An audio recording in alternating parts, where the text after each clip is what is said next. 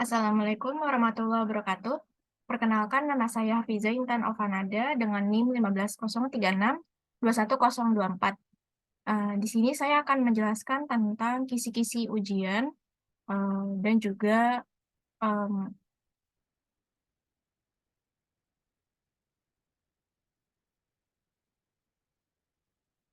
dan ju- eh, dan juga kartu soal tentang mata pelajaran mekanika teknik untuk kelas 11 semester 1. Di sini program keahlian yang saya pilih itu adalah jurusan Bisnis Konstruksi dan Properti. Untuk kurikulumnya 2013, alokasi waktu sekitar 90 menit, kemudian jumlah soalnya ada 10 dengan 3 soal pilihan ganda dan juga 7 soal uraian. Berikut ini adalah kisi-kisi dari mata pelajaran mekanika teknik untuk pilihan gandanya itu adalah ada 3 soal. Di sini yang pertama itu materinya adalah gaya momen. Untuk level kognitifnya sendiri adalah aplikasi atau L2. Nah, dalam indikator soalnya ini, peserta didik bisa menerapkan arah momen pada gambar dengan tepat ketika disajikan sebuah gambar berupa bending momen atau BMD. Kemudian yang kedua, ini adalah materinya gaya tarik dan tekan. Untuk level kognitifnya juga sama, yaitu aplikasi atau L2, level 2. Kemudian indikator soalnya itu disajikan sebuah ilustrasi gaya tekan pada penampang batang. Peserta didik dapat menerapkan jenis gaya berdasarkan ilustrasi dengan tepat. Kemudian yang ketiga itu adalah gaya normal. Indikatornya disajikan sebuah gambar batang menggunakan peletakan sederhana. Peserta didik bisa menerapkan perhitungan gaya normal berdasarkan gambar dengan tepat. Nah, kemudian ini adalah bentuk soal uraiannya menggunakan level 3. Level kognitif 3 berupa analisis dan juga evaluasi. Dan jumlahnya itu ada 7 soal sampai indikator penyajian sebuah gambar balok peletakan sederhana dengan salah satu beban dan bentuk sudut. Kemudian peserta didik dapat menganalisis reaksi peletakannya. Selanjutnya ini adalah kartu soal untuk Satuan Pendidikan SMK Negeri 1 Abang, kelas 11, tahun pelajaran 2021-2022, semester 1. Untuk kurikulumnya 2013, mata pelajaran mekanika teknik. Ini yang pertama adalah kartu soal bentuk pilihan ganda. Bisa dilihat, ini adalah kompetensi rubrik untuk kompetensi dasar. Kemudian ini untuk materinya, indikator soal, dan juga referensi yang sebelumnya diambil dari Hibbeler, buku Hibbeler. Kemudian untuk kompetensi dasar, kemudian materi, dan indikator soal ini sebelumnya sudah didapat pada kisi-kisi nomor 1, pilihan ganda. Ini seperti kompetensi dasarnya menghitung gaya-gaya dalam, momen, geser, dan normal pada struktur bangunan. Kemudian materinya gaya momen dan juga level kognitifnya adalah aplikasi atau level 2. Kemudian pada kartu soalnya, deskripsi soalnya adalah seperti ini.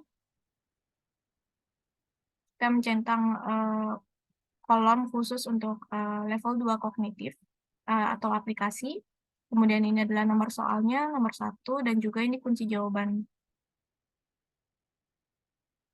Kemudian di sini ada deskripsi soalnya. Ini berupa bentuk soal yang nantinya akan ditampilkan pada lembar soal. Kemudian untuk pembahasannya ini adalah berupa kunci jawaban. Kemudian ini untuk level kognitif nomor 2, itu sama aplikasi. Kemudian ini deskripsi soalnya. Kemudian ini adalah pembahasannya. Dan juga pada kompetensi dasar, kemudian materi, indikator soal, itu diambil dari kisi-kisi juga. Kemudian ini adalah nomor 3, sama masih pilihan ganda. Untuk level kognitif aplikasi atau penerapan, biasanya ini adalah untuk soal-soal yang berlevel sedang atau middle. Sehingga di sini kita menyebutnya sebagai middle high order thinking skill atau MODS. Ini adalah contoh soal MODS-nya, bisa dilihat. Jadi, ke tingkat kesukaran yang, ada pada level ini biasanya, sedang-sedang saja, tidak terlalu sulit dan juga tidak terlalu mudah. Kemudian ini, kita berlanjut ke kartu soal untuk bentuk soal uraian, bisa dilihat ini adalah nomor 4. Memperhatikan gambar berikut untuk menjawab soal nomor 4 sampai 8. Ini adalah contoh soal, HOTS atau Higher Order Thinking Skill karena, ini menggunakan, level yang cukup tinggi dalam, peserta didik menjawab soalnya. Jadi ketika, mereka dihadapkan pada soal, mereka akan menggunakan kecerdasan paling tinggi mereka untuk menjawab soal tersebut. Bisa dilihat bahwa di sini pembahasannya itu, berupa sifatnya Eee, cenderung analisis ya. Kemudian juga mereka akan belajar bernalar secara tinggi, tingkat tinggi, dan juga ini, membutuhkan, kemampuan yang lebih dari sekedar menghafal. Kemudian, kita berlanjut ke soal nomor 5. Ini yang dicentang pada level kognitif adalah penalaran atau level 3 seperti yang ada pada kisi-kisi. Ini adalah contoh materi, free body diagram. Sini mulai dari ada bentang A sampai A aksen, kemudian juga bentang A aksen, aksen sampai bentang B. Kemudian nanti, peserta didik akan mengecek kesetimbangan dan juga membuat pribadi diagramnya. Kemudian nomor 6 ini adalah, contoh soal tentang gaya momen. Lalu yang ketujuh ini adalah, NFD atau Normal Force Diagram. Di sini peserta didik akan membuat, diagram normal dari, batang yang sebelumnya ada di nomor 4. Seperti ini contoh, gambar batang balok di nomor 4. Kemudian ini adalah, nomor soal 8, masih sama tentang level kognitifnya, penalaran juga. Di sini peserta didik akan membuat shear force atau gaya geser berdasarkan kisi-kisi tadi. Kemudian yang ke-9 itu adalah gaya tekan dan tarik. Di sini peserta didik akan menjelaskan, bagaimana suatu bentangan bisa termasuk ke dalam, balok tekan maupun tarik.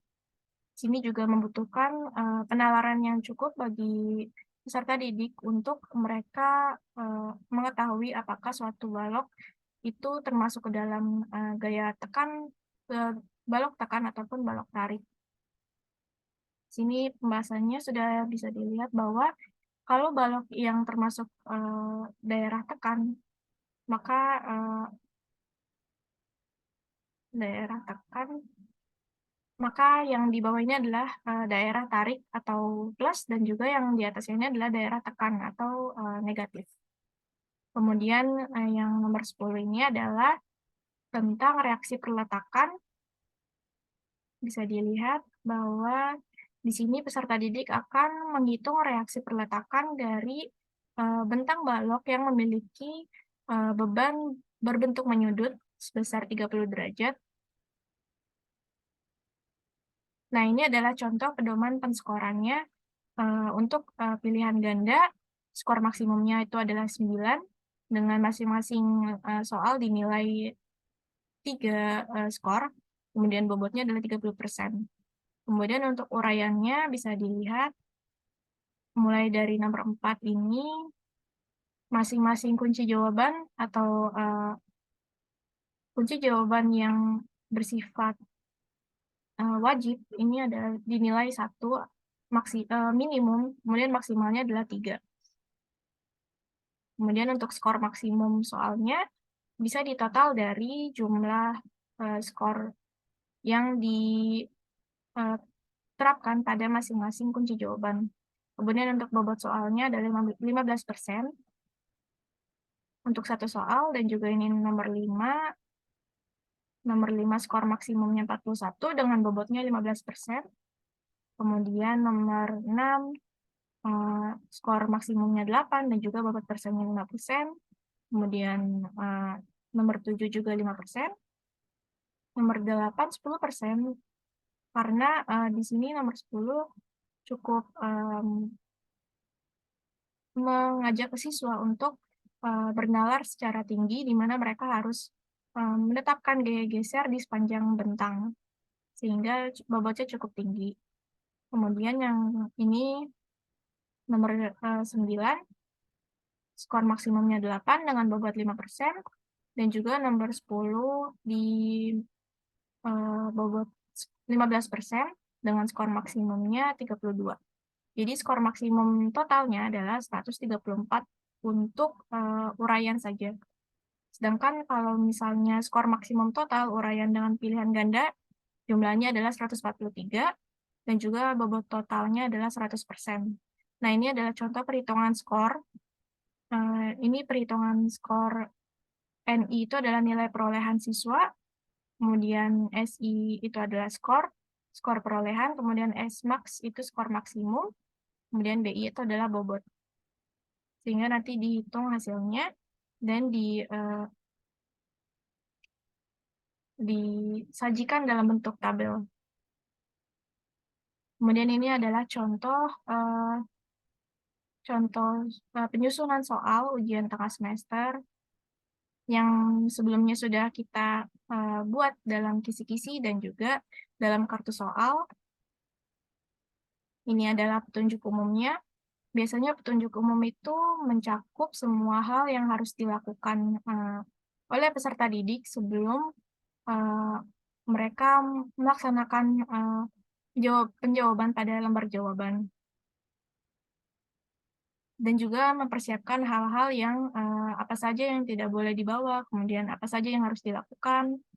Seperti ini, misalnya lembar jawaban tidak boleh rusak atau terlipat atau terciprat air maupun sobek, dan juga melengkapi identitas seperti nama dan kelas. Kemudian ini petunjuk khususnya, dan juga ini untuk pilihan ganda. Ini adalah hasil dari kisi-kisi dan juga kartu soal yang sudah tadi saya buat. Kemudian ini untuk uraian, bisa dilihat.